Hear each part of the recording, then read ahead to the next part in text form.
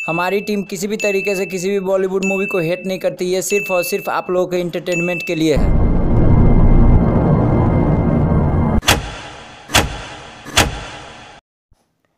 इस सीन में श्याम रिक्शे वाले को पैसे नहीं देता और वह चला भी जाता है। यहाँ तक कि उसे माचिस भी देता है, लेकिन वो रिक्शा वाला उससे पैसे की डिमांड नहीं करता।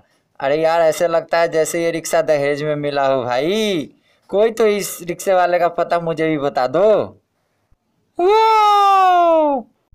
अब इस सीन में स्पोर्ट्स बॉय भी नजर आ गए हैं, जो कि लाइट्स के लिए पर्दे लेकर खड़े हैं।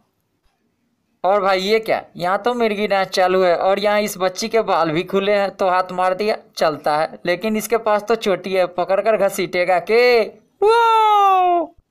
यहाँ बॉस लॉन्ड्री के काम पे हैं जो इस्त्री कर रहे होते हैं, लेकिन ये क्या, एक कपड़ा जलाने पर छुट्टी भी ले लेते हैं। भाई ऐसा काम कोई मेरे लिए भी ढूंढ दो यार। अमेजिंग। इस सीन में सिर्फ और सिर्फ इस आंटी को देखो भाई लोग, कभी यहाँ कभी वहाँ और फिर यहाँ नजर आती है। ये यार हद पार तब हो गई जब ये हिंदू से मुस्लिम हो गई यार। इन्हें वीडियो में आने का इतना बड़ा शौक है तो बाबू भैया की साली बन जाती। अब यहाँ ये ब्लू ड्रेस वाली का भी बात लाजवाब है, ये यहाँ फिर यहाँ नजर आ गई। भाई अब इनकी टाइमिंग का तो भाई बस कुछ ना कहो। टकराते हुए जहाँ पॉकेट मार का बोर्ड लगाओ और टकराने के जस्ट बाद ही श्याम की नजर डायरेक्ट उस बोर्ड पे जाती है, जैसे इन्हें पता हो कि राजू चोर है और बटुआ मारने के लिए ही टकराया हो। और भाई श्याम को उसी वक्त भूलने की बीमारी भी हो जाती है, जो भूल जाता है कि बटुआ ऊपर की जेब में या नीचे की जेब में रखा है। और भाई इतनी जल्दी तो पुलिस बुलाने पे भी ना आती जितनी जल्दी यहाँ पहुंच गई है। और भाई यहाँ बाबू भैया बोलते हैं कि मुर्गी भी उनके तरह ही दरिया दिल है, जो रहती पड़ोस में और अंडे उनके घर आकर देती है, लेकिन मुर्गी को देखकर लगता है कि कोई चुरा कर लाया, क्योंकि उसके गोड़ बंधे हुए हैं। और भाई इस सीन में श्याम के पीछे दरवाजा बंद है, लेकिन जैसे ही नारियल फेंकता है बाबू भैया दरवाजा खोल देते हैं। लगता है उनके सीने में खुजली है जो मिटाने आ गए। अब यहाँ जैसा कि दिखाया जा रहा है कि छत पे कोई टायर नहीं है, लेकिन ऐसा लग रहा है जैसे बाबू भैया की जय महाराष्ट्र बोलने पे किसी ने टायर पहनाकर सम्मानित कर दिया हो। अब यहाँ श्याम ने राजू पर पानी डाल दिया और वो गीला हो गया, लेकिन जैसे ही वो बाहर आता है एकदम से सूखा हो जाता है और फिर अगले सीन में गीला हो जाता है। और ये क्या, श्याम तो अभी इस शहर में आया, फिर श्याम के घर के एड्रेस का पता अनुराधा को कैसे चला? लगता है इन दोनों ने पहले से ही सेटिंग कर रखी है। और बाबू भैया और अनुराधा दोनों के चश्मे में स्पॉट्स लाइट्स नजर आ रहे हैं।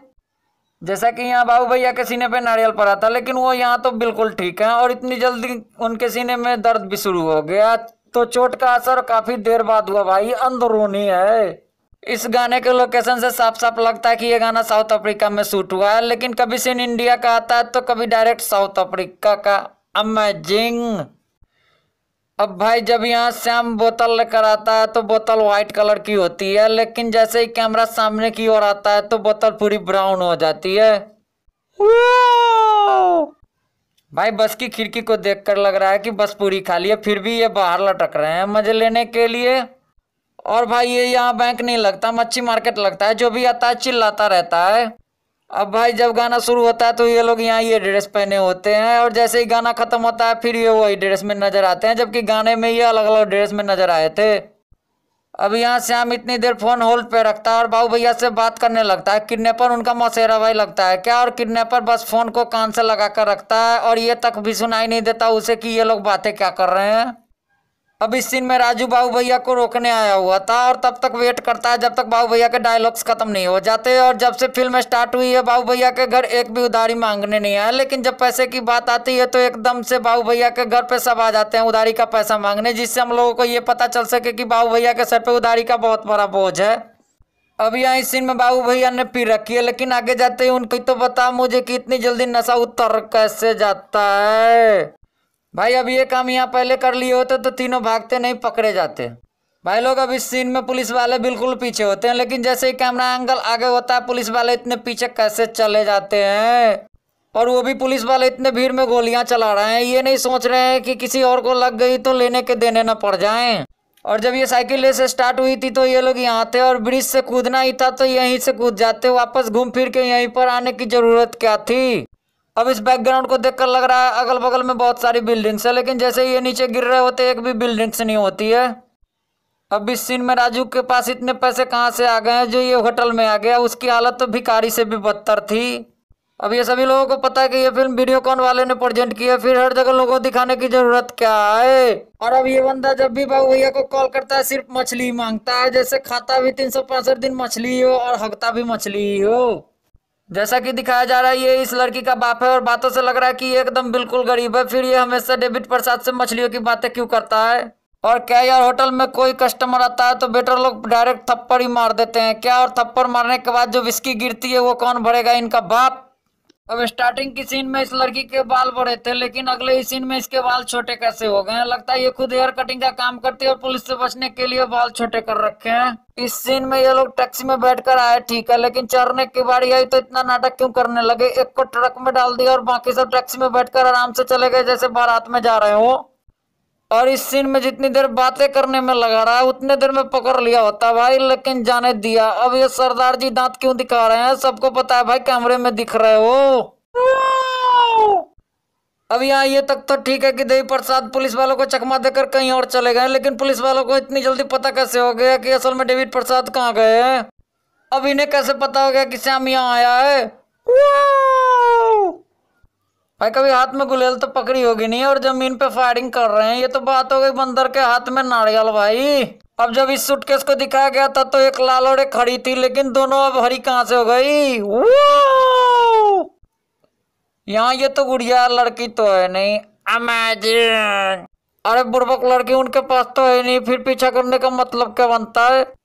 जब यहाँ पुलिस वाले आए थे तो सभी के कपड़े सेम थे सिवाय कमिश्नर के, लेकिन जैसे ही कैमरा एंगल चेंज होता है तो कुछ लोगों के कपड़े बदल जाते हैं। भाई जब किडनैपर को पैसे मिल गए थे तो चले जाना चाहिए, लेकिन किडनैपर ठहरा मसेरा भाई हालचाल पूछने लगा।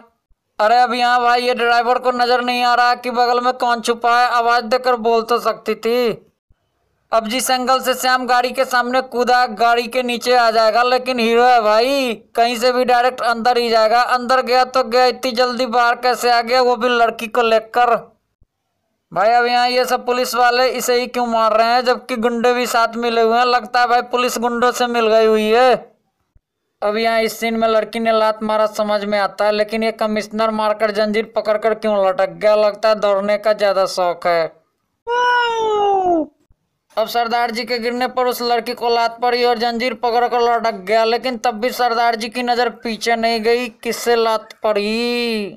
अब इस सीन में बाबू भैया जमीन पे गोली चला रहे हैं, लेकिन गोली किसी को नहीं लग रही, ऐसे लग रहा है जैसे सब बारात में लेटे हों। अब इस सीन में ये नहीं समझ में आ रहा है कि कौन किसे मार रहा है और कौन किसकी टीम में। इसी का नाम है भाई हेरा फेरी। भाई अब इस सीन में राजू ने ये तो कह दिया कि इस बच्ची को लेकर डेविड प्रसाद के पास चले जाओ, लेकिन ये नहीं कहा कि मैं भी साथ चलता हूँ। साथ में चला जाता सभी काम आसानी से हो जाते, अलग अलग जाने की जरूरत क्या थी। और जब ये किडनैपिंग की डील करने जाते हैं तो इनके कपड़े ब्लैक होते हैं, लेकिन घर आते हैं इनके कपड़े बदल जाते हैं। भाई इन कपड़ों के अंदर तो कोई कपड़ा पहना नहीं हुआ था। और जब राजू इन लोगों के साथ निकलता है तो उसके हाथ में कोई भी बैग्स नहीं होती, लेकिन श्याम जब चेक करता है तो वो अपना बैग लेकर यहाँ से भी गायब हो गया है। और श्याम को राजू की माँ के अनाथ आश्रम का नंबर कहाँ से मिल गया भाई। और भाई जब राजू के पास 2 बैग थे लेकिन घर आया तो सिर्फ एक ही बैग है, दूसरा बैग कहाँ चला गया भाई। जादू। इस सीन में राजू कह कुछ और रहा है, मैजिंग कुछ और हो रहा है। एडिटर्स लोग लिप्स नहीं मैच कर पाए। अब इतनी रात को अनुराधा को कैसे पता हुआ कि इन लोगों को पुलिस पकड़ कर ले जा रही है जो इतनी रात को टपक पड़ी। अब इस सीन में कभी पुलिस की जीप बाबू भैया के गैराज के सामने, कभी उनके घर के सामने, फिर अगले सीन में रोड के सामने। अरे यार यह हो क्या रहा है। और जब कमिश्नर को जीप के अंदर बैठना ही नहीं था तो वो बैठने का नाटक क्यों कर रहे हैं। अरे अब इस बच्ची को नंबर कहाँ से मिल गया इन लोगों का। और जब पता ही है कि फोन पे बच्ची है तो फट क्यों रही है इन लोगों की। और सबको पता है भाई लास्ट में ये हंसेंगे। तो चलिए भाई लोग आज के लिए बस इतना ही। अगर हमारी वीडियो आप लोगों को अच्छी लगी हो तो लाइक कीजिए, कमेंट कीजिए, शेयर कीजिए और प्लीज़ हमारे इस चैनल को सब्सक्राइब कीजिए। और अगर हमारी वीडियो आप लोग सबसे पहले देखना चाहते हैं तो रिवाइटल की गोली लेकर बेल की आइकन को जोर से प्रेस कीजिए।